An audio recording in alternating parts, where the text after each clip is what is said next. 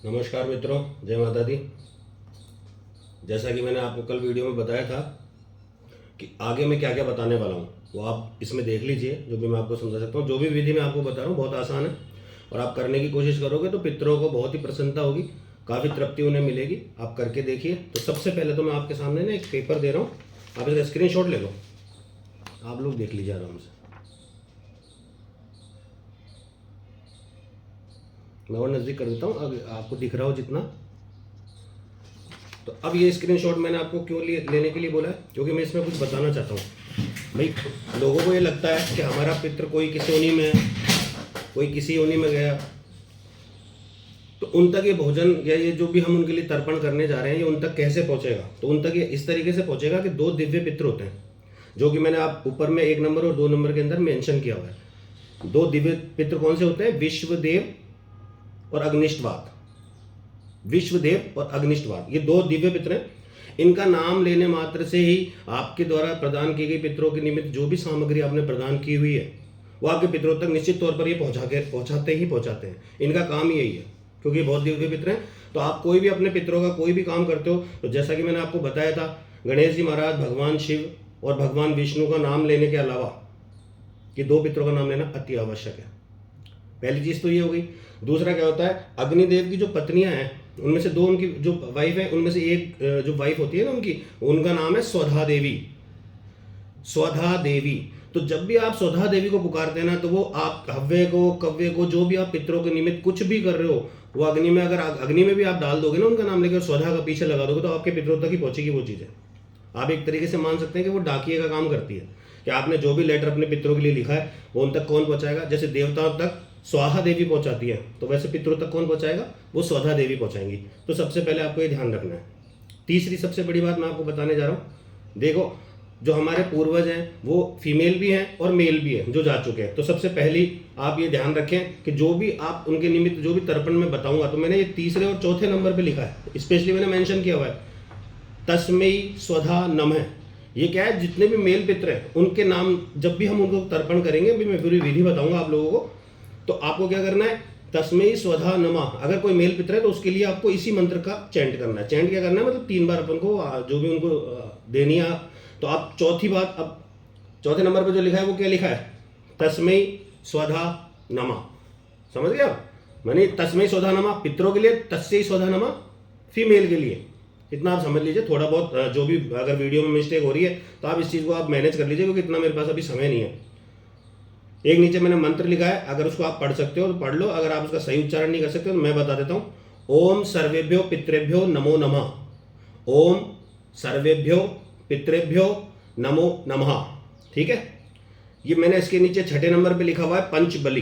पंचबली का मतलब हमको 5 जनों को बलि के स्वरूप उनको भी भोजन प्रदान करना होता है, जिनमें से पहली चीज है गाय, दूसरी चीज है कुत्ता, तीसरी चीज है कौवा, चौथी चीज है हमारे जो देवी देवता होते हैं, और 5वीं चीज है जो चींटी वगैरह होते हैं। समझ गए आप मेरी बात? ये दान मैंने जो लिखा है, अगर आप श्रद्धा है, आपके पास इतना धन है, या आपकी भावना है अपने पितरों के प्रति ज्यादा है, तो इनमें से जो जितनी सामग्री हो सके आप मंदिर में दान दीजिए पितरों के निमित्त। और टाइम वही रहेगा जो मैंने आपको बताया था, कुतब वेला। कुतब वेला मैं फिर से एक बार रिपीट कर देता हूं आपको, 11:36 से लेके 12:24 तक का जो समय है वो कुतब वेला कहलाता है। तो आपको विशेष ध्यान रखना है इस समय का। अगर आप पॉसिबल हो तो इसी समय में जो मैं बता रहा हूँ ये विधि करें। अगर ये समय निकल भी जाता है तो पूरा दिन वैसे पितरों का है, आप कभी भी कर सकते हो। बस क्योंकि सैटर्न मैंने आपको बोला था शनि नहीं होना चाहिए, तो संध्या काल के बाद आप ये काम नहीं कर सकते। जब तक सूरज निकला रहेगा तब तक आप कभी भी ये काम कर सकते हो। ठीक है, ये चीजें मैंने बता दी आपको। फिर मैंने थोड़ी सी सामग्री लिखी है नीचे। ये सामग्री किस चीज की है? ये काला तिल है, बिल्कुल सिंपल है, गंगा जल है, कच्चा दूध है, साबुत चावल है, जौ है, और सफेद फूल अगर आपके पास उपलब्ध है, या सफेद चंदन है तो ठीक है। और जो भी चीजें इनमें से नहीं है तो ऐसा नहीं है कि सारी चीजें डालना जरूरी है, इनमें काले तिल जरूरी है। बाकी अगर आपको मिल जाता है तो बहुत अच्छा, नहीं मिलता तो भी कोई बात नहीं है। ठीक है, लास्ट मैंने लिखा है आटे का दिया, वो मैं बताऊंगा आपको कि कैसे करना है, क्या करना है। अब मैं थोड़ा सा आपको विधि बता देता हूँ। देखो, सबसे पहले हमें क्या लेना, जो मैंने आपको 2 पात्र बताए वो आप ले सकते हो। उससे पहले, ये बताने से पहले मैं आपको एक चीज और, जो कल की वीडियो में मैंने बताया था, थोड़ा सा आगे मैं आपको और बताना चाहूंगा। क्या बताना चाहूंगा? मैं आपको ये बताना चाहता हूं कि चांदी का जो मैंने बोला था कि भाई चांदी फर्स्ट प्रायोरिटी है, तो आपके पास भले ही चांदी का बर्तन हो भले ही ना हो, आपके पास एक छोटा सा टुकड़ा भी चांदी का है, अगर नहीं भी है तो आप चांदी का अगर उच्चारण भी करते हो, चांदी बोलते भी हो ना, तो उससे भी पितरों को बहुत उनके पापों का मतलब नाश होता है। चांदी इतनी शुभ वस्तु है क्योंकि भगवान शिव के तीसरे नेत्र से ये प्रकट हुई है चांदी, सबसे पहली चीज है। शिव से प्रकट होने के कारण ये इतनी प्रभावशाली है कि बड़े से बड़े, यानी कि मतलब आप मान के चलो कि जो भी उन्होंने अपने जो भी जिन कर्मों की वजह से वो इन गतियों में पड़े हुए हैं, उनमें से बहुत सारे ऐसे कर्म हैं जो चांदी के नाम लेने मात्र से भी कर सकते हैं। तो मैंने ये व्यवस्थाएं थोड़ी सी रख रखी है, आप देख सकते हैं। इसमें मैंने एक चांदी की प्लेट ले ली है, आपके पास हो तो आप ले लीजिए, नहीं है तो कोई दिक्कत नहीं है। एक चांदी की कटोरी है जिसके अंदर मैंने काले तिल डाले हुए। ये पूरी सामग्री मैंने इसमें नहीं डाली अभी, क्योंकि मैं अपने पितरों का जब तर्पण करूंगा तब मैं ये सारी सामग्री डालूंगा उसके अंदर। मैं अभी आपको समझाने के लिए सिर्फ मैंने इतनी सारी चीज़ें रखी है। ये एक विशेष चीज़ मैंने आपको कल बोली थी, ये होती है डाब बोलते हैं, या इसको आप दूरवा भी बोल सकते हो, समझ गए। कुशा घास भी बोलते हैं हम इसे, आप गौर से देख लीजिए, बिल्कुल ये आसानी से उपलब्ध है, किसी भी दुकान पे आपको मिल जाएगी। देख लिया, हमें कुछ नहीं करना है। हमने एक पात्र लिया, जो मैंने आपको बताया था उनमें से किसी भी चीज़ का पात्र ले सकते हो। ये ले लिया हमने एक पात्र, इसमें मैंने डाल दिए थोड़े से काले तिल, और आप चाहो तो ये सारी सामग्री जो मैंने लिखी हुई है ना सामग्री के तौर पे, गंगा जल भी हो सकता है, काले तिल, कच्चा दूध, ये सब मिलाकर भी इसमें डाल सकते हो आप, श्रद्धा अनुसार आप डाल दोगे। ये हमारे पास एक पानी तैयार हो गया, ठीक है। अब हमको कुछ नहीं करना। देखो, मैं आप लोगों को समझाने के लिए पहले बताता हूँ, ये जो फर्स्ट फिंगर है ना और ये जो अंगूठा है, इनके बीच में ये वाली जो स्थान है, ठीक है, इससे जब भी हम जल नीचे गिराएंगे तो ये पितृ तीर्थ कहलाता है, ठीक है ना। तो हम और नजदीक से आपको दिखा देता हूं। ये देखो, ये फर्स्ट फिंगर है, ये अंगूठा है, इसके बीच की ये जो जगह है ये पितृ तीर्थ है। तो हम क्या करेंगे, अगर इसमें पानी डाला और अगर हम यहां से गिराते हैं इस पानी को यूं करके, यूं मतलब थोड़ा तिरछा, मैं करके दिखाऊंगा आपको। तो जैसे आप यहां से पानी गिराओगे ना, तो वो पितृ तीर्थ मतलब आपके पितरों के लिए ही जाएगा, पितरों को ही मिलेगा, उसको कोई दूसरी चीज के पास वो जल जा ही नहीं सकता। यदि वही जल आप भगवान के प्रति भी समर्पित हो, तो ये काला तिल का तो महिमा बहुत ही ऊंची है।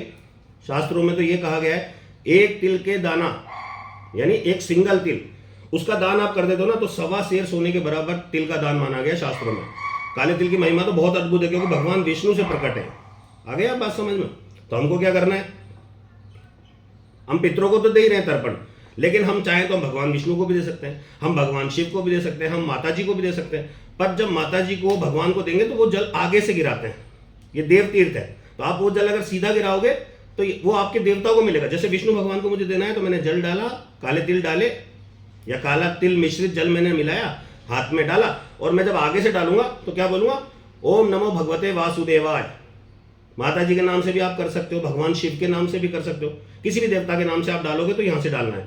अगर पानी यहां से गिरेगा तो ये पितृ तीर्थ है, ये पितरों को ही मिलेगा आपके। अगर आप सामने से डाल दोगे तो वो पितरों को नहीं मिलेगा, मैं आपको पहले बता देता हूं, ये आपको सावधानी रखनी होगी। तो अपन को कुछ नहीं करना। अब ये कुशा घास ले ली, आपके पास लंबी भी हो सकती है, इसको मोड़ लीजिए आप, ऐसे मोड़ लिया आपने।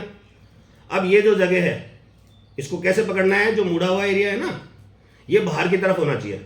यहां रखेंगे इसको ऐसे, यहां रखने के बाद अपन क्या करेंगे, अंगूठे से इसको दबा लेंगे, यानी ये पोजीशन बन जाएगी। आप गौर से देख लीजिए, नजदीक से भी दिखा देता हूं मैं आपको।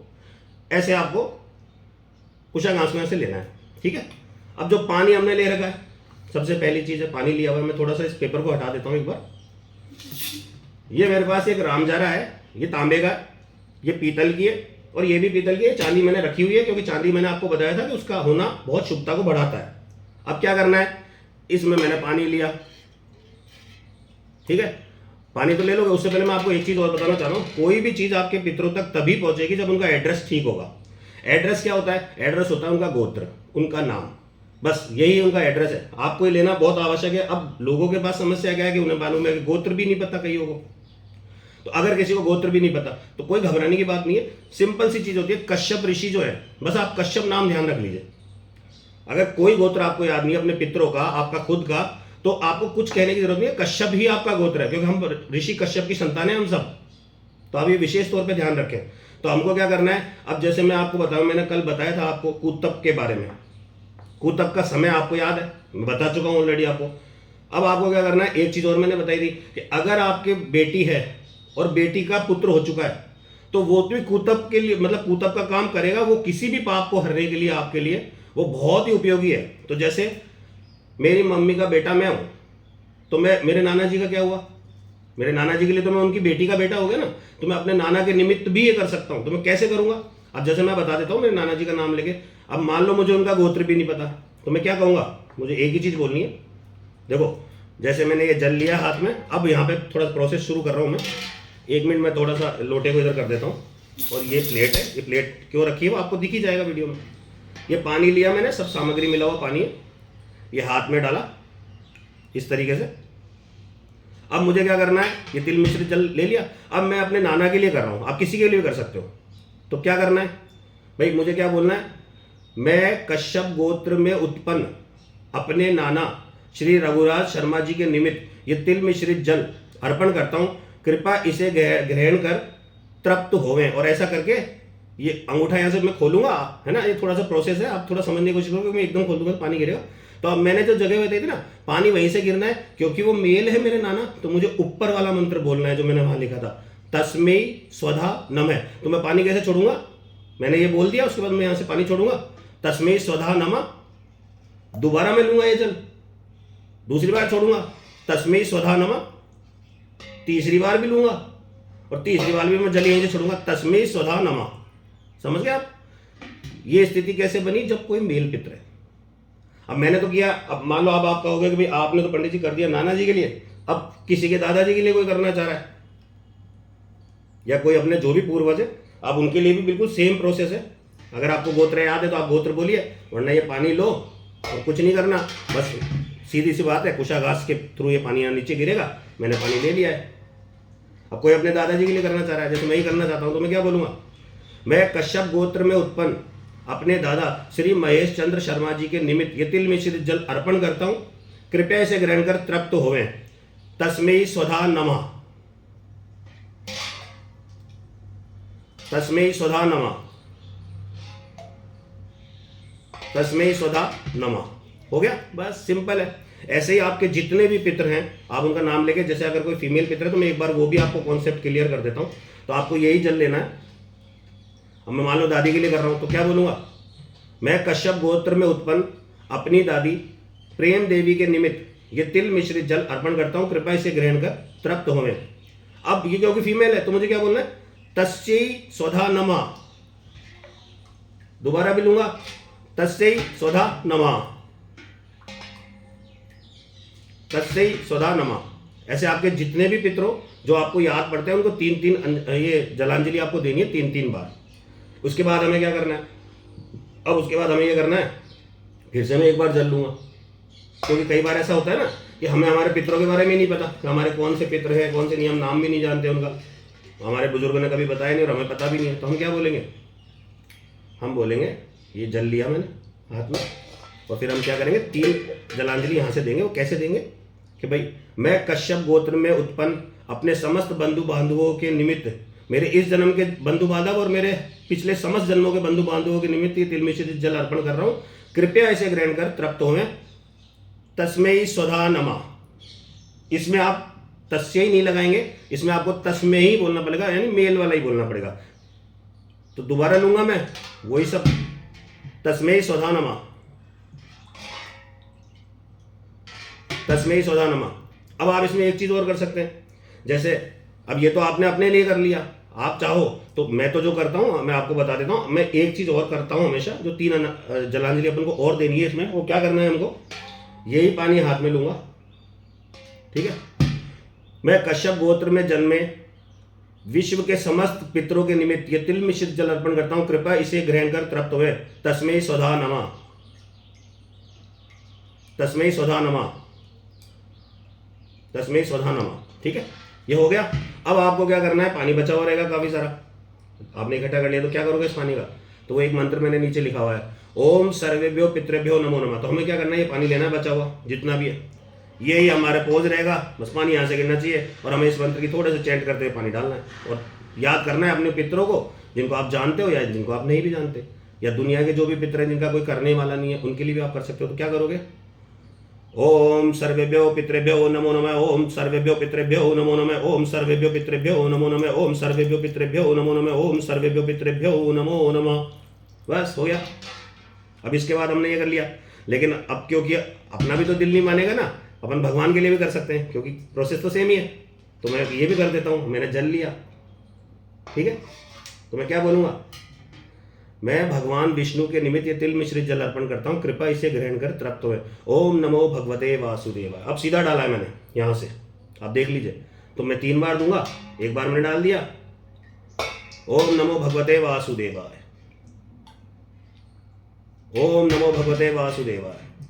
अब आप देखिए कि पितृ जो होते हैं वो इस दुनिया से जा चुके होते हैं। आपको पता है इस दुनिया से जो भी चला जाता है उसके रूलरशिप किसके पास है, तो वो है यमराज जी के पास। तो आप चाहें तो यमराज जी के नाम से भी आप 3 बार आगे से, साइड से नहीं देना, यमराज जी क्योंकि देव हैं तो आगे से ही 3 बार आप डालोगे, उनको भी जलांजलि दे दोगे। यमराज को देने का मतलब आपको डरने की आवश्यकता नहीं है कि आप यमराज जी को कर रहे हो।